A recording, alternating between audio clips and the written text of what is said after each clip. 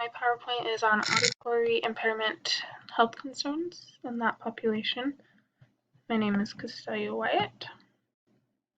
So obviously this population is auditory impairment, so that includes people that are deaf and those that are hard of hearing. So in this community, this population has an increased risk of health, especially in areas like communication with their healthcare team, a lack of health knowledge, and marginalization.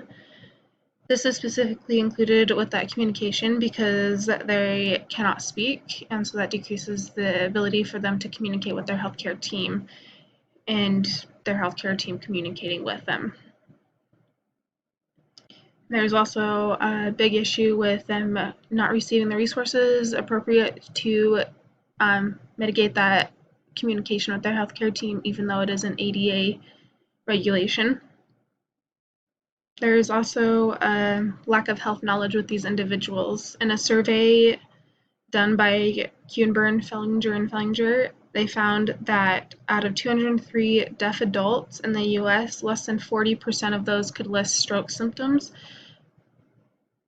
versus hearing adults where over 70% were able to list stroke symptoms. So most of the hearing population is able to list a stroke symptom versus there's less than 40% of the deaf population that could tell you what stroke symptoms are.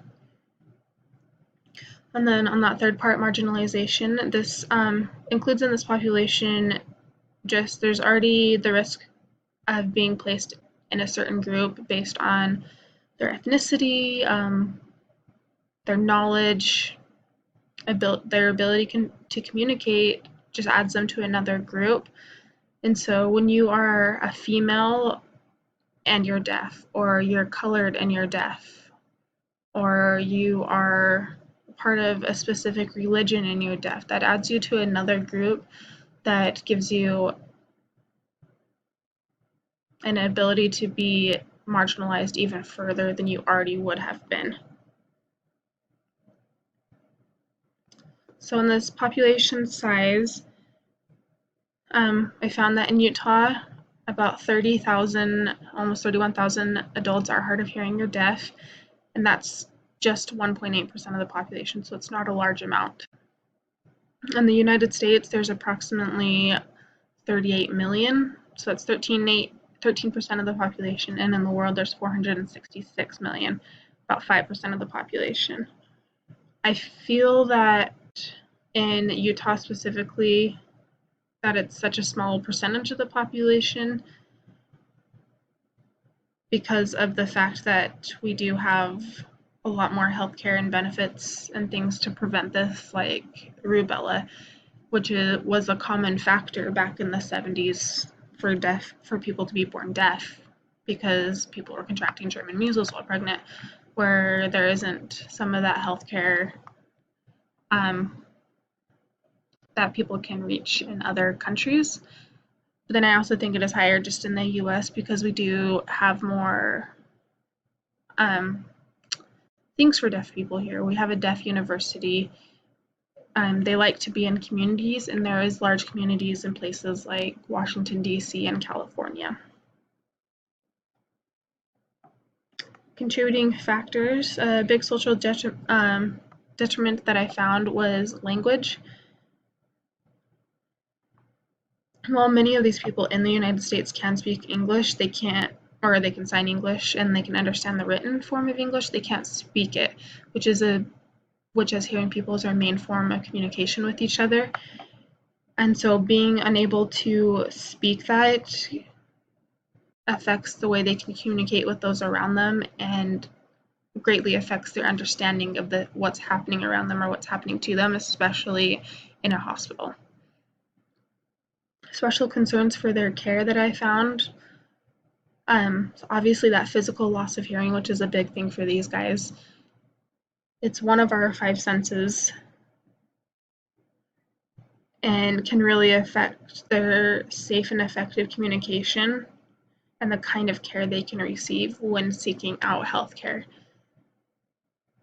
And then another concern is their deaf culture and the beliefs. A lot of people don't understand how the deaf culture works or the way it is, but it's in all sense of the word, its own world. They hold very strongly to their deaf culture and they hold very strongly to their beliefs within that culture. And depending on who you're communicating with, there is, in like, some of them will conform, I guess, in a way to the world and will try to adjust to other people, where some of them expect the hearing world to conform to them and to help them understand. They don't want to work to understand everyone else. They want everyone else to work to understand them.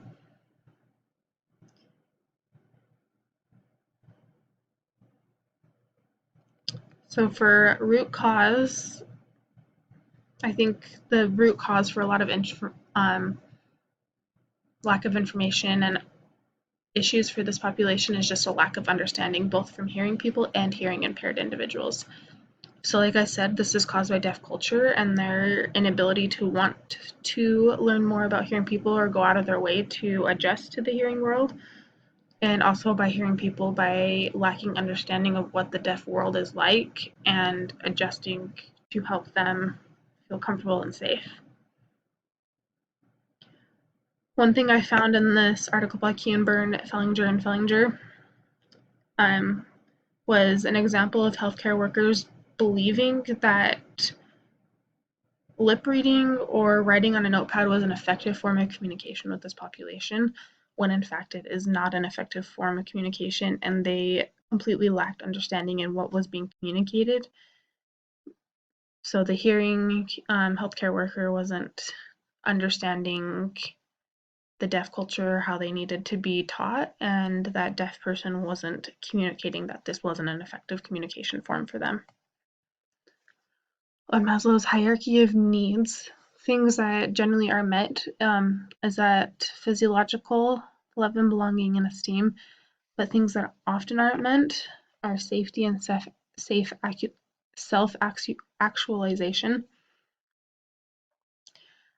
So for